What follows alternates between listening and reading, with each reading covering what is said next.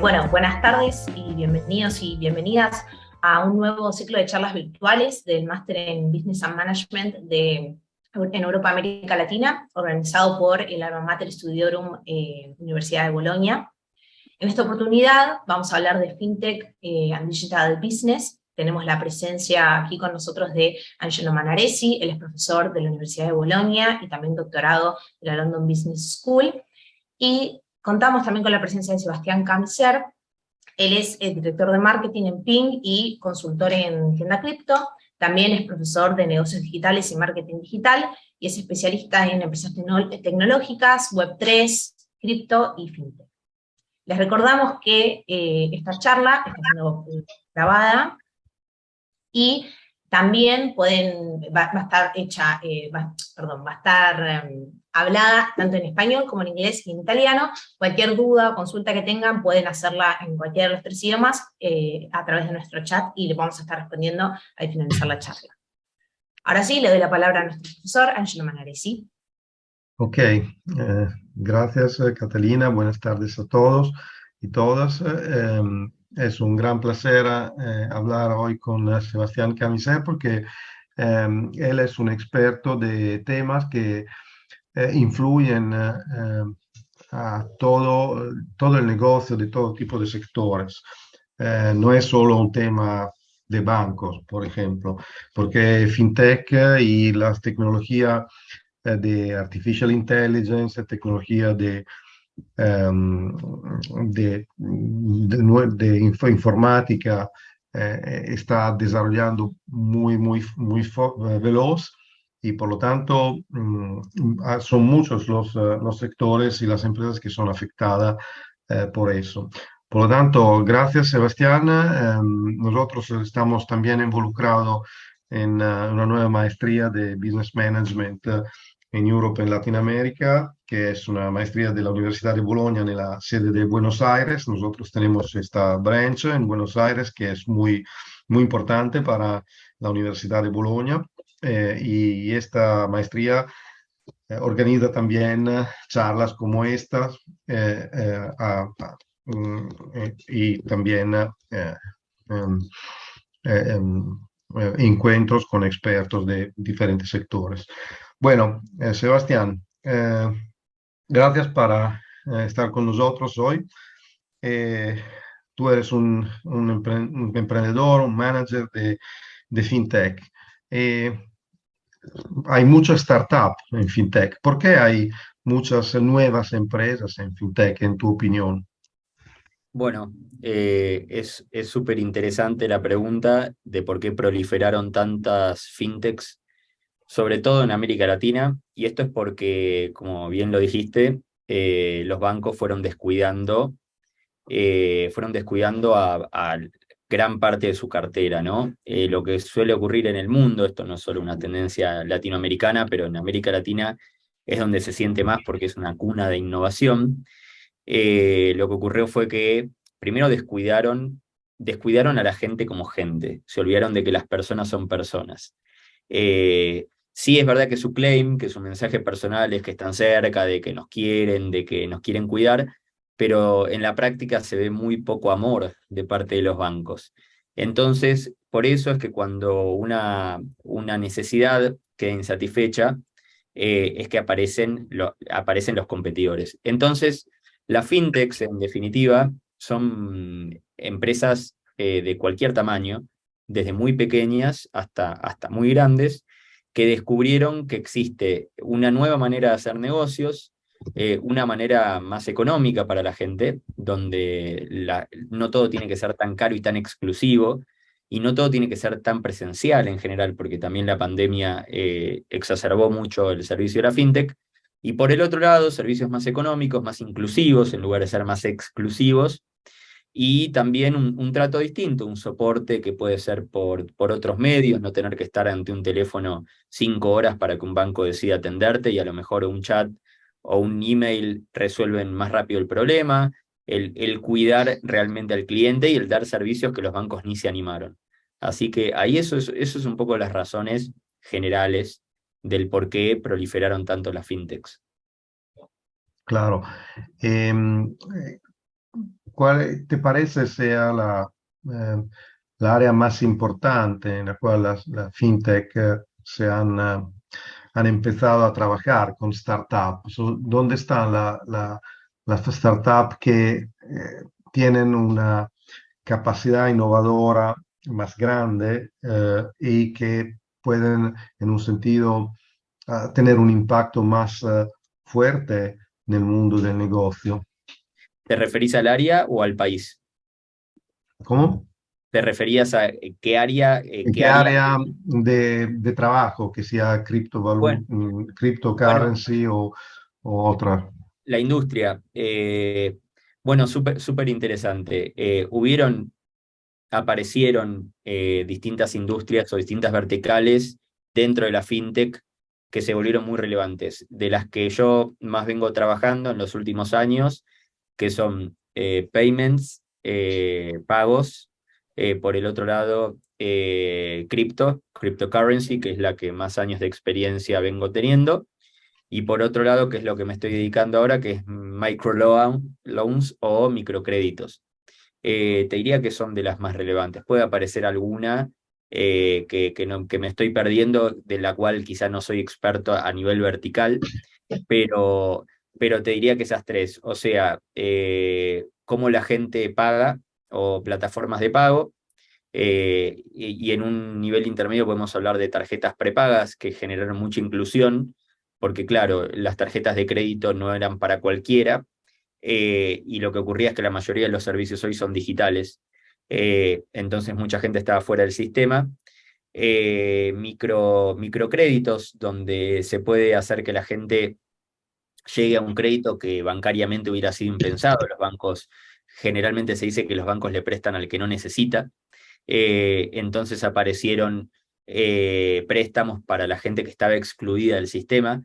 Y por último, criptomonedas, que ahí necesitaría una charla de 5 horas, pero lo que te diría que las criptomonedas vinieron a revolucionar un poco las finanzas en un sentido amplio. Y lo dejo ahí porque si me pongo a hablar puedo estar muchas horas, pero puedo responder lo que quieras. Ah, ok, no, bueno.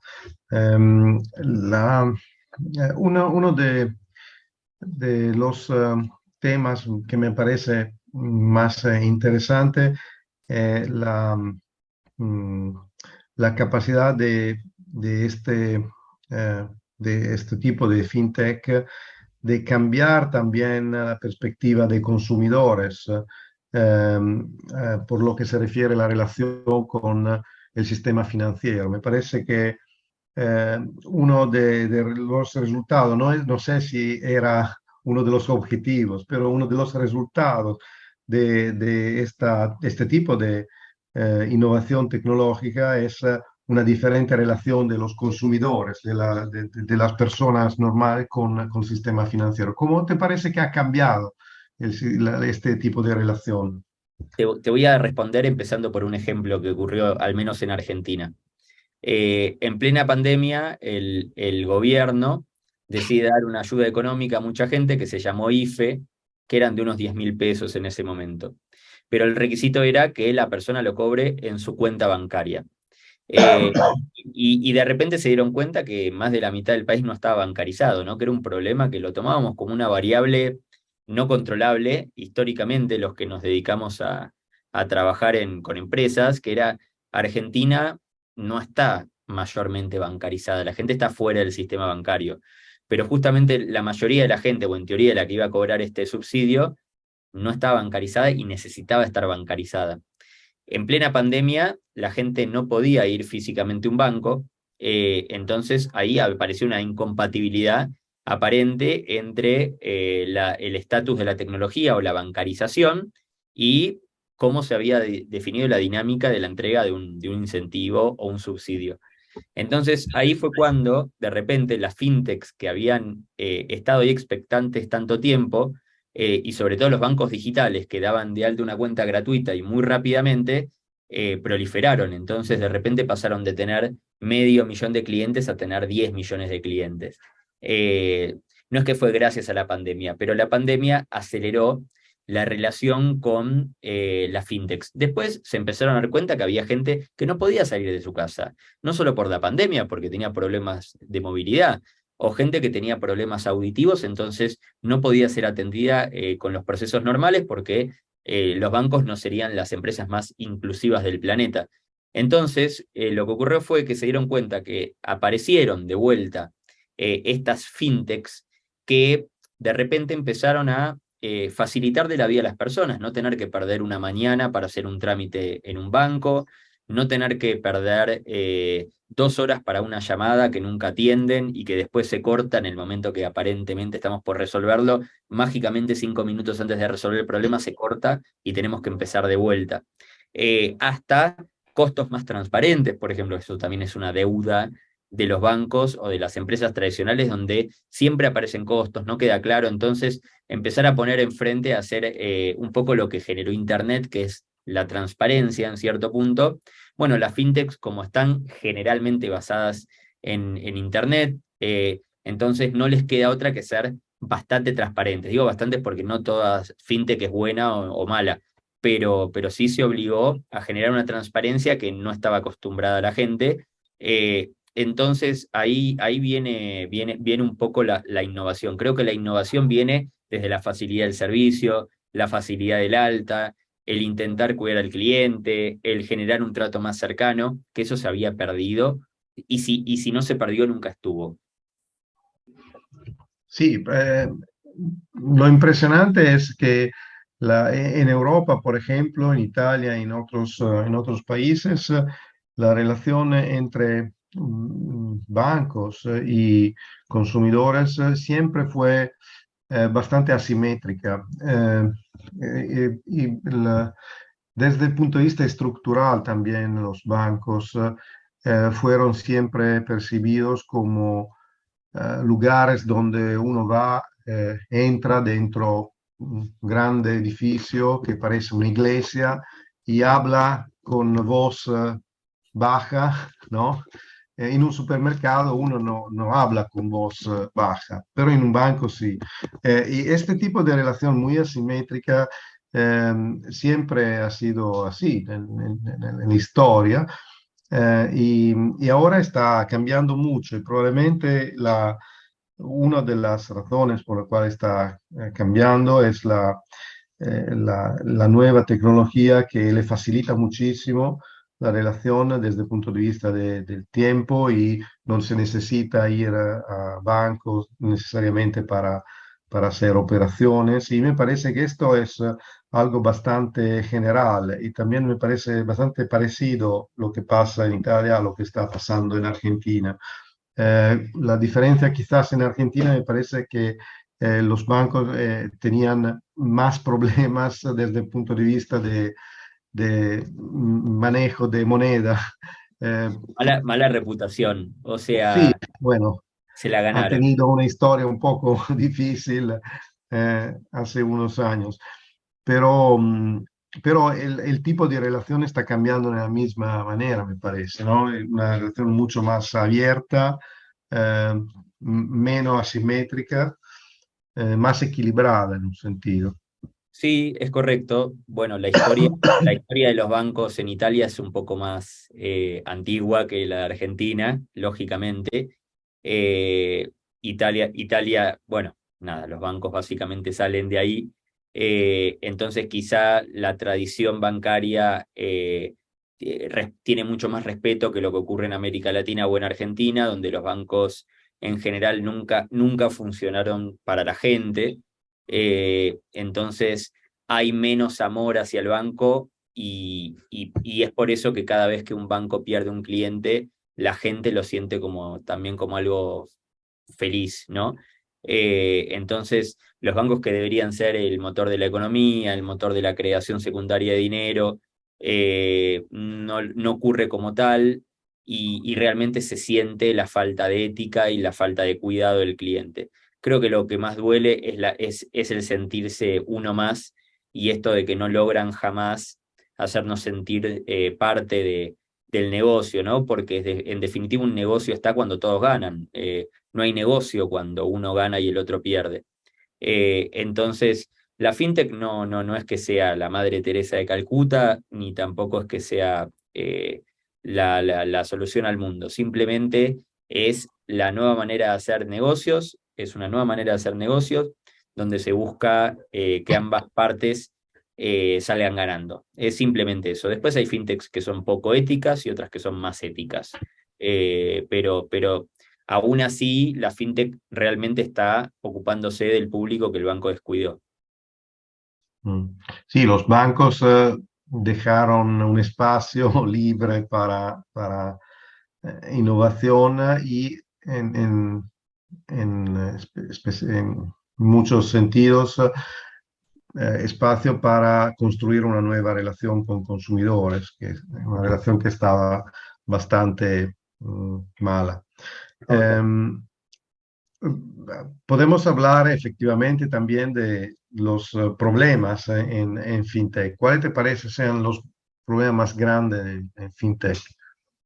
Hay muchos. Voy a empezar por los que son más relevantes, pero los problemas son casi infinitos, ¿no? Como las necesidades. Pero vamos a decir, generalmente los principales problemas de la fintech son regulatorios, porque las regulaciones están creadas para los bancos. Entonces las fintechs tienen que adaptarse de la forma que puedan a las regulaciones existentes y una regulación que tiende a ser hostil, es decir, una regulación que tiende a seguir favoreciendo a los bancos y desfavoreciendo a las fintechs. Entonces, adaptarse a la regulación, a lo mejor se requiere un departamento de compliance o de cumplimiento normativo casi tan grande como la empresa entera. O sea, la fintech todo el tiempo está sintiéndose al filo del peligro, ¿no? Todo el tiempo siente que va a venir una regulación nueva y la van a cerrar. Vive con esa sensación. Cada día es un día para agradecer en una fintech, porque todo puede cambiar muy rápido. El ¿En qué gobierno, sector en particular esto? en todos, pero te puedo dar ejemplos concretos. Claro. Yo era CMO, Chief Marketing Officer de OneBit, que es una empresa cripto, que cuando empezamos éramos 4. Hemos lanzado varias plataformas hasta dar con el OneBit que sigue hoy vivo, un poco distinto con mi idea original, como las fueron cambiando en el último tiempo, pero básicamente es eso. Hemos lanzado una plataforma, por ejemplo, que se llamaba $1 y era para compra y venta de dólares en Argentina. ¿Qué era lo que ocurría? Los bancos, cuando el dólar era libre, cuando se podía comprar libremente, los bancos cobraban muy caro el dólar y cuando vos lo querías vender, te lo compraban muy barato. Esa diferencia se llama spread. Y ese spread era un abuso, básicamente. Era un abuso, porcentajes muy altos. Muy Entonces alto. nosotros lanzamos una plataforma que se llamaba Buen Dólar, pero que básicamente nuestro claim era no spread. No spread. Entonces el valor de compra y venta era el mismo y cobramos una pequeña comisión. Y la empresa llegó a tener niveles de operación muy altos, como un banco. Y lo que ocurrió fue, claro, todo el tiempo salió una resolución nueva del Banco Central que todo, cambiaba todo. Entonces, encima el Banco Central sacaba las notificaciones los domingos a la noche. Entonces, cuando estaban todos tranquilos el domingo, salió una notificación y así toda regulación, toda regulación. Entonces, era una adaptación, también para los bancos era molesto, pero para un equipo de poquita gente, donde no es un equipo de Claro. 200 personas en técnicas o 1000 como tiene un banco, eran 3, 2, Ujú. a veces se tercerizaban cosas, entonces es un esfuerzo grande porque a veces el costo de adaptarse es más que la ganancia. Claro, Eh, una barrera para claro, empujarlo fuera del negocio, ¿no? claro, y otros ejemplos donde también, por ejemplo, en Argentina, que se creó la figura del CB corta U, el CB larga U son las claves bancarias, ¿no? Únicas, donde identifican una cuenta bancaria, después se crearon las CB corta U, que eran para las fintechs, claves virtuales, que en definitiva funcionaban igual, pero después el gobierno prohibió que las empresas paguen sueldos a los CB corta U, después le puso restricciones a los montos, restricciones al... Entonces, digo, la fintech está combatiendo contra monstruos en general. Entonces es interesante porque el ADN latinoamericano, no digo el argentino, pero el latinoamericano, es buscarle la vuelta como para que eso funcione, como para que a pesar de las dificultades la cosa avance. Y ese es el desafío de la fintech, digamos. Por eso te digo que cada día se agradece en una fintech, porque es un problema nuevo cada día. Claro, esta regulación, por lo tanto, es muy dinámica, pero no necesariamente le facilita el trabajo, No. le organiza el trabajo como tendría que ser una regulación normal. Parece como una barrera, ¿no? Es, Algo dinámico, para claro. favorecer los bancos en la competencia con el fintech. Es dinámica, pero no equitativa.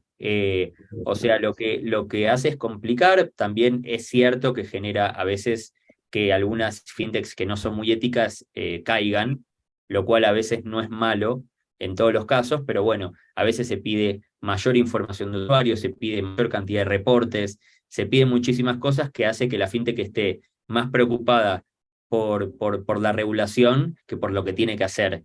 Entonces obligan a que los equipos de trabajo sean más grandes, obligan a contratar más cantidad de gente y los márgenes de rentabilidad se vuelven complicados. Pero bueno, eso es uno de los tantos problemas. Claro.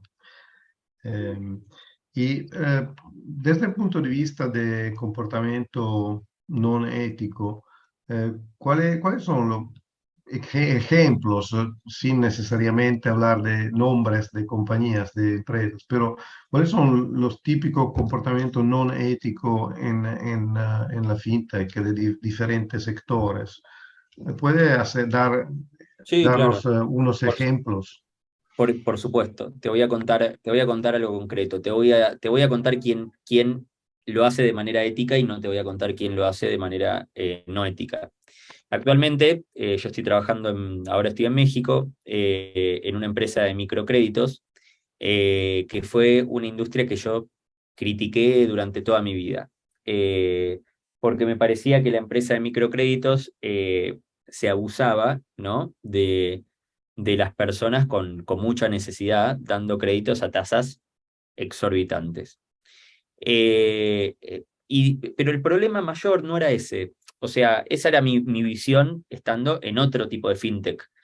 Cuando empecé a trabajar acá me di cuenta que ese no era el problema principal, porque esa gente que necesita estos microcréditos no le importa la tasa, porque le cambia la vida, porque quizá un carpintero se compra la herramienta, un repartidor se compra la bicicleta, y no importa si la tasa, no importa la tasa, la devuelve al tiempo y tuvo su herramienta de trabajo, no buscó hacer una maniobra financiera, simplemente buscó ese empujón o esa ayuda para tener eso mínimo o en un puesto comprar mercadería, después la mercadería la vende y recupera con rentabilidad el interés. Pero hay empresas que, por ejemplo, la empresa donde estoy, ahora como CMO, el foco está en cómo se otorga el crédito y no cómo se cobra. O sea, se utilizan modelos de data, de comportamiento muy complejos para decidir a quién se lo da y a quién no se lo da. En términos de marketing, si pensamos en un embudo o en un funnel, pensamos en que un funnel de mayor calidad y una menor cantidad de personas en la parte de arriba del funnel van a hacer que las personas después paguen. Pero si se fijan, es una compañía que no tiene un departamento de cobranzas. No hay un departamento de cobranzas, no se la persigue a la gente para cobrar. Simplemente se trata de buscar a las personas que van a tener probablemente un comportamiento positivo. Ahora, la competencia, en general, lo que busca es ampliar el top of funnel o la parte de arriba del funnel, le prestan a cualquiera y después tienen técnicas terribles para cobrar. Terribles, que no es que rozan lo ético, Muy agresiva. agresivas, toman la lista de los contactos del celular, la amenazan de muerte, o sea, cosas terribles. Ya eso no es rozar lo ético, eso es rozar lo ético, lo moral, el mal gusto y lo ilegal, ¿no? Entonces, uno puede establecer un negocio desde la ética, no significa que uno viene a hacer una ONG. Básicamente significa cómo se pueden hacer las cosas bien y tratar de elegir con qué clientes queremos trabajar y qué clientes van a ser nuestra base. Pero esas otras empresas que en general no provienen de México, sus dueños provienen de otro continente que no es Europa ni es América, y vienen con una ideología de capturar como si fuera todo lo que puedan y después cobrar todo lo que puedan. Eso es un ejemplo clarísimo de cómo se puede llegar a manipular o una filosofía distinta de trabajo ante un mismo problema. Y esto por lo que se refiere a microcrédito y por lo que se refiere a otras áreas de fintech, de servicio financiero con tecnología nueva. Bueno, por ejemplo, cryptocurrency, que es también es mi especialidad de criptomonedas, vamos a ver que dentro de las diferentes, a ver, es un ecosistema muy grande que tiene diferentes actores, muchos diferentes actores, pero particularmente si nos referimos al mundo centralizado, donde la gente delega sus criptomonedas a un tercero para comprar, vender, hacer trading o lo que fuere, vamos a ver comportamientos poco éticos de todo tipo, desde cómo podemos La solucionar plataforma de trading. de trading o no, puede ser una plataforma tipo broker donde Ujú. compra-vende, o puede ser trading, pero por ejemplo vemos que muchos mágicamente no dejan retirar, no se puede retirar el dinero, o por ejemplo tenemos el caso de Celsius. Hay varias plataformas de criptomonedas que eran como una especie de wallet centralizada, donde uno se las mandaba a sus criptomonedas y le daban un interés. Se llama un yield, pero es un interés básicamente. Y hay una plataforma que se llama Celsius, que no sé dónde estaba radicada, que yo la he utilizado un tiempo, pero cuando me di cuenta que no me gustaba la forma en la que tenían de relacionarse con sus clientes, decidí no utilizarla más. Esa plataforma era como que hacían el famoso AMA digamos, en la industria fintech, sobre todo en cripto, significa Ask Me Anything. Son sesiones donde los clientes le pueden preguntar lo que sea al CEO. Entonces, cuando hacían el AMA con el CEO, eran como que se reían de los bancos, se reían, pero se burlaban de mala manera. Y parecía como medio secta, no me gustó la manera porque era poco profesional lo que hacían. Después de un año, mucha gente los acusaba de no tener liquidez. El CEO hasta la semana anterior desmintió todo, les dijo quédense tranquilos, está todo bien, no hay problema. Un día deshabilitaron los retiros y a las pocas semanas se acogen dentro de la enmienda 11 de la ley de quiebras de Estados Unidos y entran en proceso de quiebra. Tenían como, estoy mintiendo con los números, pero como si te dijera, tenían activos por 10.000 millones y pasivos por 17.000 millones. Ujú. Entonces no había manera de devolver nada, pero entonces lo poco ético que se manejó la empresa, cómo llegaron a esa situación y desde que deshabilitaron los retiros, porque había gente desde que tenía 10 millones de dólares hasta gente que tenía $1, deshabilitaron para todo el mundo y la gente no sabe cómo meterse en un proceso de quiebra en Estados Unidos. Eh, Así que eso es un ejemplazo de lo que no hay que hacer.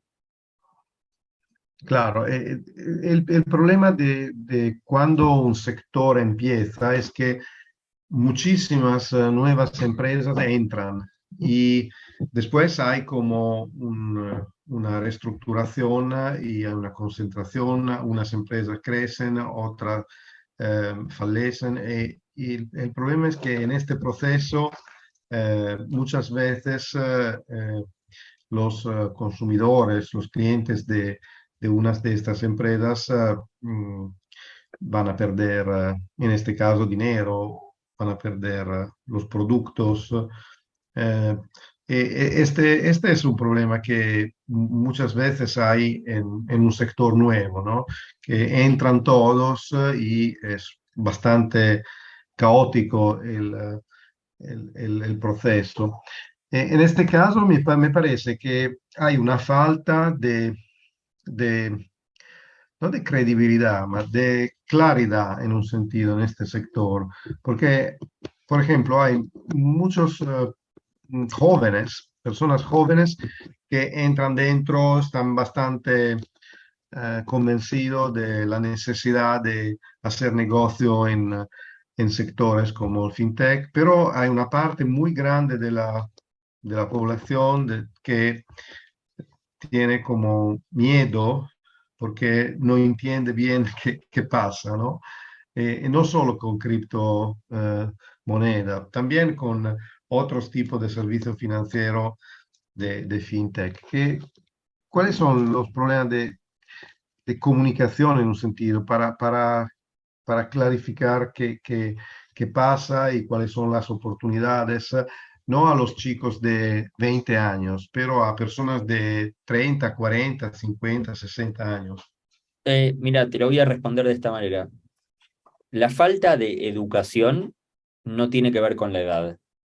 No tiene que ver con la edad. Es cierto que cuanto más años tiene una persona es más probable de que sea más educada, pero eso no necesariamente es así. Sí, Entonces, pero al mismo tiempo tiene menos fácil entrar dentro de una nueva tecnología, ¿no? Desde un punto de claro, vista. claro, claro, es cierto, es totalmente correcto. Hay una curva de aprendizaje que se vuelve más empinada conforme pasa el tiempo, eso es real, pero también lo que también es cierto es que nadie debería meterse en determinadas cosas sin antes aprender. Pero acá viene un concepto interesante. Te voy a hacer un paréntesis y te voy a contar un término. Hay un término que existe mucho en economía, pero sobre todo en fintech, que se llama el FOMO. El problema es el FOMO. Ahora te voy a explicar qué es, pero el FOMO es lo que genera la mayoría de los problemas. El FOMO es el Fear of Missing Out, o sea, es el miedo del costo de oportunidad, el miedo de quedarme afuera. Entonces, como las criptos subieron tanto, entonces me da miedo que si el Bitcoin sea $1.000.000, ¿cómo no lo voy a comprar a $70.000? Si se va a ir 1.000.000, va a ser un negoción. Y entonces ese miedo de perderme el momento hace que la gente se meta antes de que pueda aprender. Es decir, si yo digo, yo me quiero meter en determinada tecnología, ¿qué voy a hacer primero? Me voy a capacitar. Y eso me puede tardar 1 año, 2 años, 10 años, no lo sé. Pero sé que hay una curva de aprendizaje que tengo que atravesar antes de meterme con un tema. Pero ese miedo del FOMO, ¿qué me hace sentir? Ansiedad. ¿Por qué? Porque probablemente cuando yo termine de estudiar ese tema, ya no esté la oportunidad. Entonces, ese FOMO hace que la gente se meta a invertir o se meta con tecnologías que no domina. Entonces, lo veo todo el tiempo porque me acuerdo con temas cripto que la gente no sabe hacer una transacción descentralizada, no sabe cómo mandar plata, pero compra y vende. Compra y vende y no sabe cómo funciona. Compra y vende y no sabe cómo almacenarlo de manera segura. No sabe lo que es una billetera fría, una cold wallet. No sabe dónde guardarlas. La deja en un exchange. Después pueden ocurrir cosas con ese exchange. Entonces, el punto es este. El problema es que la gente ya no tiene paciencia para educarse. No tiene paciencia. Entonces, como sabe que los ciclos tecnológicos son tan cortos en este momento, tiene miedo que en el momento que termine de estudiar o entender algo, se acaba. Y eso es parcialmente falso o parcialmente cierto. Es verdad que las cosas van rápido, pero también es cierto que si nosotros no dominamos bien donde nos estamos metiendo, la probabilidad de fracaso es muy alta. Entonces es mejor tomarse el tiempo para entenderlo. Y si ese tiempo fue, de alguna manera, la cosa cambió, es mejor porque nos salvamos de habernos equivocado por no entender suficientemente. Porque, ¿qué pasa? Yo puedo perder los ahorros de mi vida en un segundo con el tema cripto. En un segundo los puedo perder. Entonces, ¿por qué no dedicarle un tiempo a aprender, a saber lo que estamos haciendo, saber cómo cuidarlo, en lugar de tratar de todo el tiempo estar invirtiendo? Entonces, el FOMO es lo que hace, genera ansiedad. La ansiedad genera que la gente no tenga tiempo o sienta que no tenga tiempo para educarse. Pero eso es una sensación. La realidad es que sin educación no hay crecimiento y eso es así. Eso no hay manera de que sea de otra forma. Claro. Sí, claro, el tema de educación por- para mí que trabajo en la universidad es un tema importante. Em, y claro que esto va a ser también un tema que se coloca muy bien en nuestra maestría. Em, bueno, estamos empezando a hablar de cryptocurrency, criptomoneda, que es uno de tu argumento, de tu materia más de experiencia. Em, el tema que muchísimos hablan de cryptocurrency es el tema de la volatilidad, de la variabilidad del valor, ¿no? Em, ¿Cuáles son las razones por lo cual una criptomoneda cambia tanto su valor de un mes a otro, de un día a otro. Permitime hacerte una corrección pequeña, muy pequeña. Eh, en general no cambia el valor, cambia el precio. Y ni siquiera es que cambia el precio con respecto a otro activo. El problema que tenemos, no me quiero volver como, digamos, como muy abstracto, pero lo que voy a decir es lo siguiente. El valor del Bitcoin se mantiene estable, es el mismo en el tiempo, y el valor del Ethereum se mantiene estable. El problema es que nosotros medimos el precio de transar ese activo contra dólares norteamericanos, por ejemplo. Entonces es que vemos que está variando todo el tiempo, pero en una economía, imaginemos una economía del futuro donde el dólar sea una moneda más y no sea la moneda de referencia, el Bitcoin es el Bitcoin, el Ether es el Ether. Ahora, ¿por qué varían tanto su precio con respecto al dólar? Lo que ocurre es que las criptomonedas se volvieron un instrumento muy especulativo, donde mucha gente gana dinero y mucha gente pierde dinero. Entonces hay gente que sabe lo que hace y gana dinero, hay gente que no sabe lo que hace y pierde dinero. Entonces lo que pasa es que existe gente con mucha cantidad de Bitcoin, pero mucha, que logra mover el precio, y hay otras que piensan que lo pueden predecir. Entonces ahí es donde empieza este juego. Son las famosas ballenas. Las ballenas son empresas, personas, organizaciones con una cantidad enorme, y juegan, compran, venden, manipulan el precio. Entonces te diría que en principio el precio de las criptomonedas no es algo puro, sino que está súper manipulado, no es un mercado perfecto. Eh, pero también existen otras monedas como las estables, las stablecoins, que podemos también hablar durante 5 horas las diferentes stablecoins que hay, pero las más capitalizadas como Tether, USDT, Tether, USDC, que la emiten con diferentes lógicas de respaldo detrás, pero que son monedas que tienden a estar lo más parecido a un dólar posible. Las hay más serias y menos serias, las hay más reguladas y menos reguladas, las hay más centralizadas y más descentralizadas. Pero digamos que entre las principales 4 o 5, que son bastante históricas, uno encuentra cierta, digamos, como estabilidad con respecto al dólar y esas no varían. Entonces, cuando uno habla de criptomonedas, no es que las criptomonedas son volátiles, sino que hay criptomonedas más volátiles y menos volátiles. La volatilidad va a estar siempre. Puede ser que en las estables la volatilidad sea el 0,01% y que las volátiles podemos tener desde volatilidades enormes hasta volatilidades más pequeñas, pero la volatilidad en general es como todo mercado competitivo e imperfecto, se mueve según oferta, demanda, noticias, tasas de interés y magia negra que no sabemos a veces por qué sube y por qué baja, pero en definitiva es un poco eso. Hay maximalistas que piensan que en el largo plazo siempre va a subir, hay pesimistas o gente minimalistas que piensan que siempre va a tender a cero, y en el medio está la gente como yo, que en realidad no sé qué va a pasar, pero lo que sí sé es que es una tecnología muy interesante y que probablemente sea la base para que el día de mañana cambie la forma de hacer finanzas. No tengo idea qué criptomoneda va a prosperar, no lo sé, los bancos centrales van a lanzar sus propias criptomonedas, entonces no sé qué va a pasar en el futuro, pero sí sé que el dinero digital es una realidad y que la descentralización es algo interesante para evitar el robo, para aumentar el control y para que los gobiernos estén un poco más ajustados para no hacer lo que quieran y que la gente, el pueblo, pueda tener más control sobre las finanzas públicas. Claro, hay un tema que es muy fascinante y he escuchado muchas personas que hablan de esto, pero sin tener una clara idea de cómo funciona. El hecho que, por ejemplo, el Bitcoin tiene un algoritmo que hace que no se pueda eh, crear Bitcoin indefinidamente, ¿no? Exacto, Hay como un techo. exacto.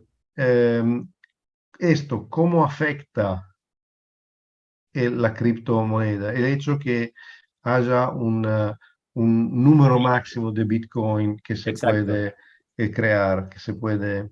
Bueno, eh, esto es interesante. El gran fracaso de las monedas en el mundo se debe a su impresión ilimitada, ¿no? O claro, sea, bueno, la inflación es la típico, inflación es es un no nos tema vamos a muy meter, monetario, claro, tiene un componente monetario, tiene un componente claro, social, tiene muchos componentes, pero el monetario no se puede descuidar, obviamente. El claro, componente monetario es a igual cantidad de bienes, si yo duplico la cantidad de dinero, es evidente que claro. ese dinero no va a tener el mismo poder de compra. El Bitcoin particularmente tiene una característica que puedo estar mintiendo el número, pero creo que era 21 millones, creo que ese era el número, que lo que genera es que todavía no se terminaron de emitir los Bitcoins, creo que Ujú. el Bitcoin se va a terminar de emitir en 100 años, me parece, una cosa así, pero tiene un efecto que cada 4 años se genera lo que se llama un halving, que está programado para que cada 4 años se emita la mitad de Bitcoins por bloque. Esto es técnico, es decir, existen mineros o personas que ponen hardware para el minado y para confirmar transacciones y obtienen una recompensa en bitcoins, es decir, obtienen bitcoins a cambio de cuidar la red.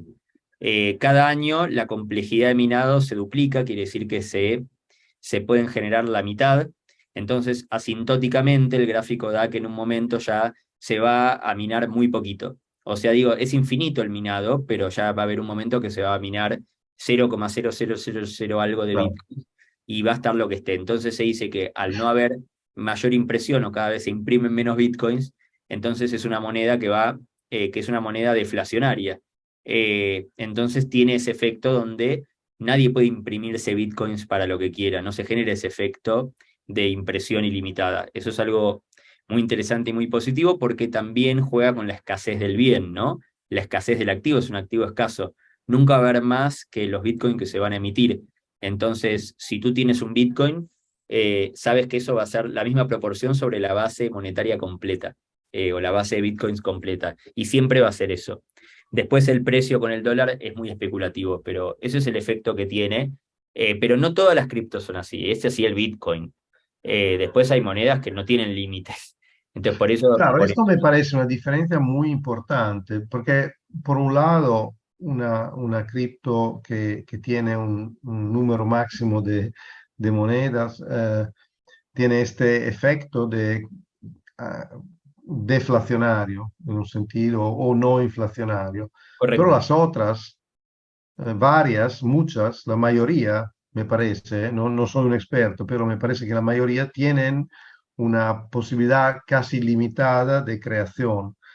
Y por el hecho que no está muy regulada, ¿quién es que garantiza que no se haya un efecto inflacionario sin un gobierno que tenga responsabilidad? Es correcto, totalmente correcto. Acá viene un poco el juego donde la gente pone en la misma bolsa todo. Las Mm, criptomonedas no son buenas ni malas, ni son seguras o inseguras. Las hay más seguras y más inseguras. Las hay mejores y peores. Ninguna es perfecta ni ninguna es totalmente mala. Bueno, algunas sí. Entonces, por ejemplo, las monedas estables, la impresión, vamos a decir impresión no es una impresión, la generación o la producción, se basa en un colateral en general. Entonces, por ejemplo, para emitir Tether, USDT, que es la número uno, hay una fundación que supuestamente tiene en una cuenta bancaria $1 por cada USDT.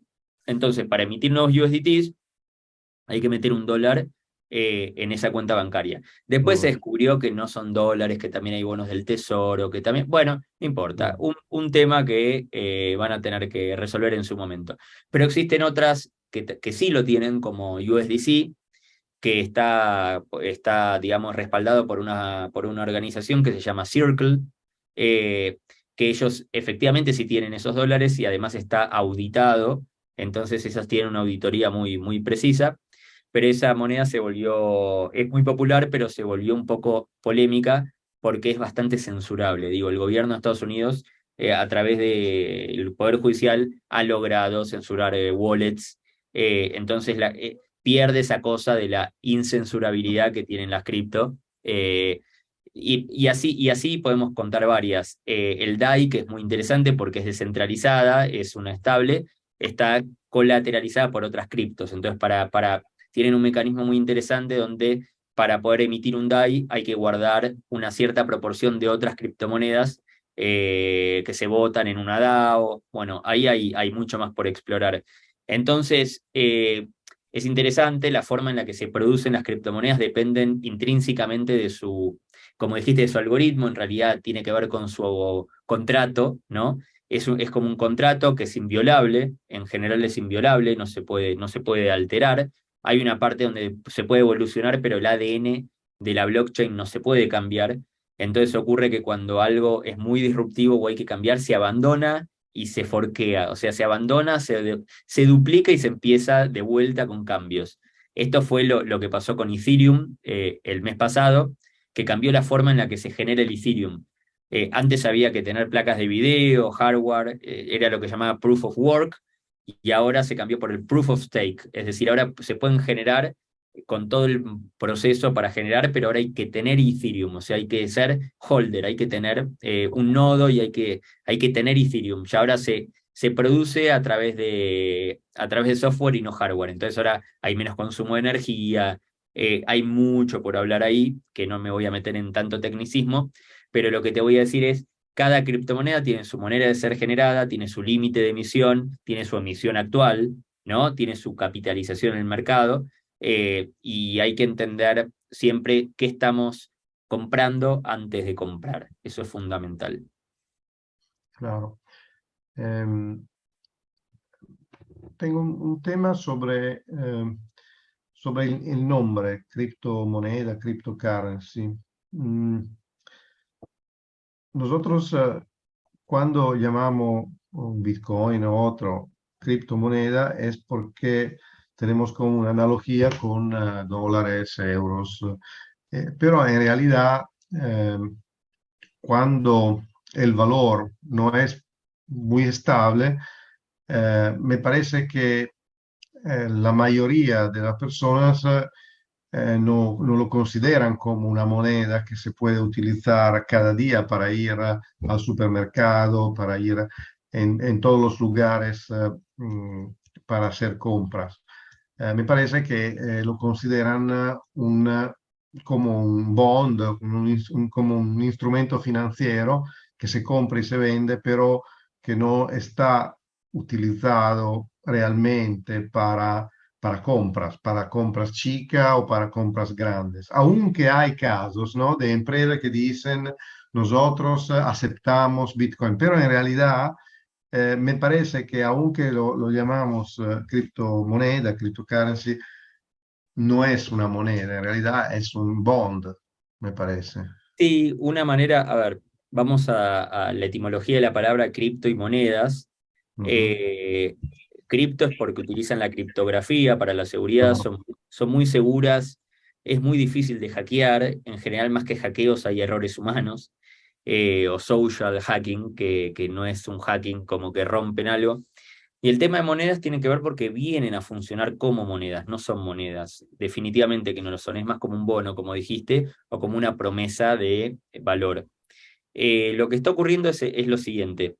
La gente no quiere pagar con bitcoins, claro, porque si piensa que está muy barata, entonces no se quiere sacar sus bitcoins de encima. Entonces lo que ocurre es que las estables, las monedas estables, son las que vienen a funcionar como bien fungible, ¿no? Como comercio. Pero lo que ocurre en Argentina y en América Latina es que tampoco la gente quiere sacarse de encima un activo ligado al dólar en lugar de su moneda que se está depreciando cada segundo. Entonces, ahí viene el segundo tema. Varias fintechs en América Latina y sobre todo en Argentina sacaron su tarjeta prepaga que se fondea con cripto y ellos hacen la conversión automática para eso poder pasar por el POS, pasar por la terminal del comercio como si fuera una tarjeta común, ¿no? El comercio no sabe que esa tarjeta en realidad el usuario la fondea con cripto. Pero sí vemos como una tendencia el aceptar criptomonedas como medio de pago sí se ve, pero todavía no se ve en volúmenes grandes. Porque ahí tienen que darse dos cosas. Tienen que darse que el comercio quiera aceptar cripto y que la persona quiera pagar con cripto. El día que todo el mundo adopte eso se fue la volatilidad, ¿no? Porque dejamos de pensar en una moneda extranjera como el dólar. Pero por ahora hay que pensar en que a veces alguna de las dos partes no está interesada o no tiene idea, entonces ahí vienen las soluciones de las fintechs para suplir una parte o la otra. Es decir, o pago con una tarjeta que está prepagada con cripto, o el comercio puede cobrar en moneda fiduciaria y pasarlo a cripto si es que le interesa. Hay varias maneras de solucionarlo, pero realmente hay casos de uso muy interesantes que financieramente son espectaculares, pero que si la persona no tiene la educación, las ganas, el compromiso o es incrédula, van a fracasar. Mm. Sí, el problema de la volatilidad efectivamente del precio es importante porque la pregunta, como la pregunta crítica es, bueno, ¿te gustaría si tu sueldo fuese en criptomoneda? Esto es la pregunta fundamental, ¿no? Si tu savings, todo lo que tienen como en tu vida, el saving de una vida, ¿te gustaría si fuese en una criptomoneda, no Bitcoin, otra, por ejemplo? Es difícil que... Y por lo tanto me parece que este tema de la volatilidad, hasta que no se resuelva en alguna manera, es muy difícil que esto pueda ser utilizada como una moneda de intercambio, ¿no? Si nos referimos específicamente al Bitcoin, el Ethereum o cualquier moneda volátil, eso no se va a resolver, jamás. No se va a resolver nunca. La única solución es que el patrón de comparación sean las mismas criptomonedas, y que haya bienes y servicios ligados al precio del Bitcoin. Entonces, si los bienes están establecidos, los precios de los bienes están establecidos en Bitcoin, ya no hay volatilidad. Eso es lo único. Ahora, estabilidad con respecto al dólar no va a ocurrir por su propia naturaleza, no va a ocurrir jamás, salvo con las estables. Claro. Y una, muchas veces las personas hacen un poco de caos entre la tecnología, blockchain y criptomonedas. Blockchain es una tecnología como muchas otras, pero hay este tipo de asociación mental, ¿no? Correcto.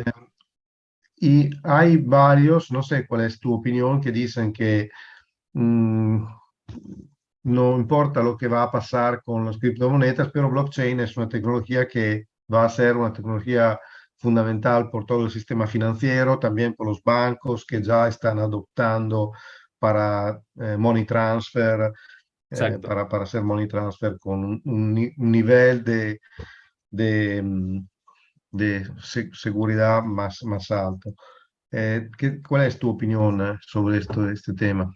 Mi opinión es esa, absolutamente esa. Las criptomonedas es un caso de uso más de la tecnología blockchain, que lo que viene a traer es transparencia, seguridad, velocidad, digamos, tiene atributos muy interesantes porque la tecnología blockchain, que en principio el que no está involucrado quizá lo piensa como algo muy genérico, le dicen blockchain y es como nosotros hablarnos de, no sé, desarrollo de medicamentos y cadenas de ADN.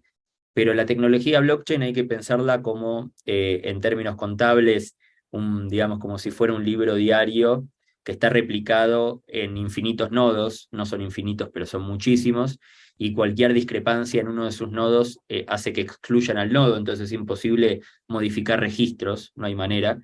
Eso es lo interesante.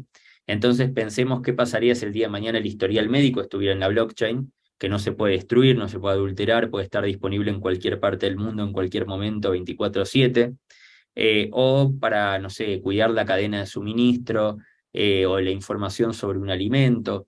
Entonces, es totalmente cierto que probablemente, no quiero parecer tampoco Nostradamus, digamos, pero probablemente sea la tecnología que se adopte mayormente en el futuro para muchísimos casos de uso, las criptomonedas es uno, y que va a ayudar muchísimo a la descentralización, ¿no?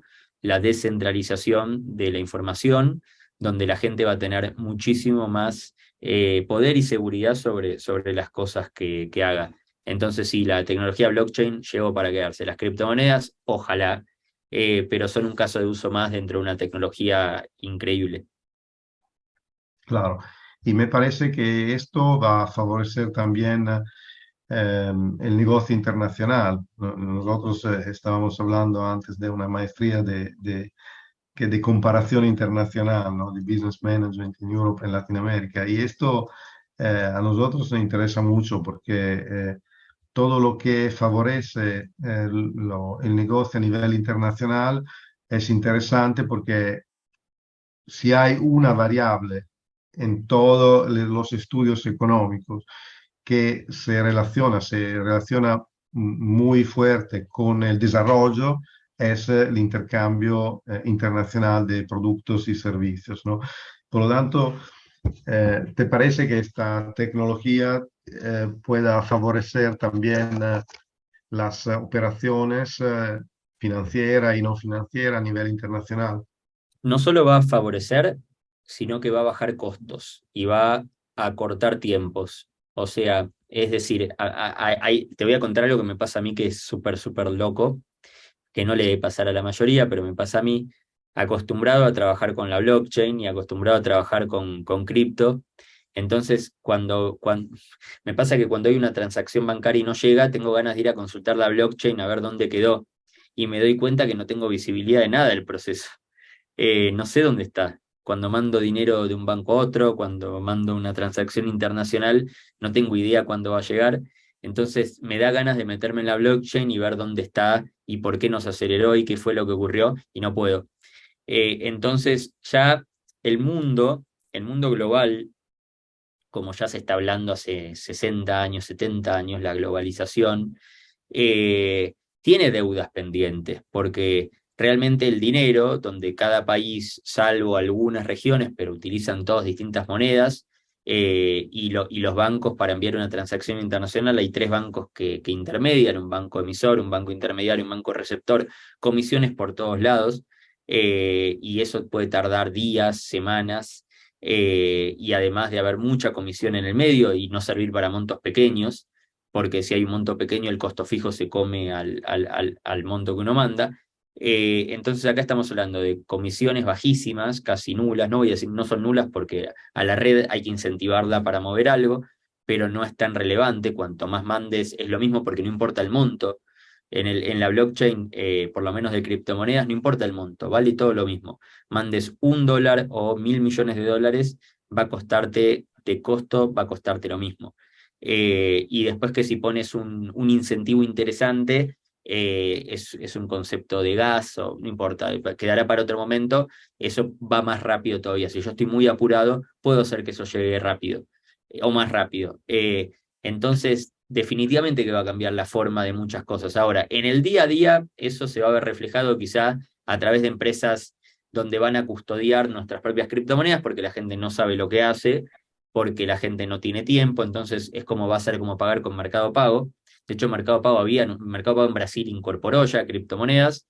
En el resto de América Latina viene más lento, pero lo van a hacer tarde o temprano. Entonces, pagar con cripto va a ser una transacción así, no va a haber que entender nada, pero para hacer montos grandes, donde no vamos a querer delegarle a Mercado Pago o a empresas grandes nuestras cripto y lo queramos hacer nosotros, vamos a tener que saber cómo hacerlo, pero ya no va a haber tanto problema con los límites. Vamos a ver cómo se va a regular esto en Europa, en Estados Unidos, en América Latina, pero en principio se acortan los intermediarios, se acortan los tiempos, se acortan los costos. Bien, muy bien. Bueno, me parece que ya hemos hablado bastante. En principio, gracias, pero si hay preguntas, nosotros estamos siempre disponibles a charlar un poco más, si hay preguntas, y no sé si los que están conectados ahora todavía no están durmiendo todavía. Lo que quieran preguntar. La charla se nos fue para el lado cripto y no marketing, pero lo que quieran preguntar, abierto. Les Sí, recuerdo a todos y a todas que el jueves que viene, el jueves 20, vamos a tener una charla informativa virtual también del máster en Business and Management. Vamos a estar junto con Angelo respondiendo todas las preguntas y todas las consultas de nuestro máster. Jueves que viene, a las 5 de la tarde, Argentina, les vamos a estar enviando un mail con toda la información. claro. Y después tenemos otras charlas como esta eh, con expertos del sector de Deportes, food, alimentos sí. y también del deporte, del sport management. Y después otros. Ok, so, bueno, podemos terminar acá, más o menos la hora ha pasado y gracias a todos que han escuchado nuestras palabras y gracias a Sebastián. Sebastián es un gran experto, es también un docente de nuestra maestría y me parece que es un interesantísimo sector porque como era el sector electrónico hace 20 años, este sector de fintech va dentro todos otros sectores, porque los sistemas de pago, el sistema financiero es útil para todos los sectores de industria. Y por lo tanto es un tema global, no solo desde el punto de vista geográfico, sino también desde el punto de vista de entrar dentro de todos los tipos de sectores, de productos y servicios. Muchas gracias y bueno, buena noche, buena tarde, Donde depende de nos donde encuentre. uno está.